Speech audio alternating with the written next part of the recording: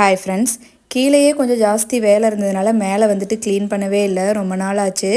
சம்மருக்கு வந்துட்டு இந்த பிளான்ட் எல்லாம் தாங்கவே மாட்டேங்குது. உங்கள் ஏரியாலலாம் எப்படி இருக்குன்னு சொல்லுங்கள்.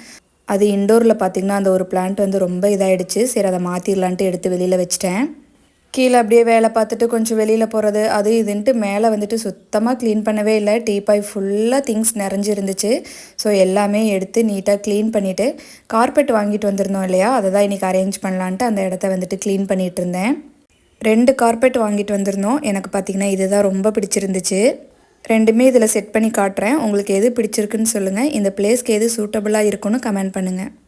ப்ரைஸ் பார்த்திங்கன்னா ஈச் 1500. ஸோ ரெண்டும் சேர்த்து 3000க்கு வாங்கியிருந்தோம்.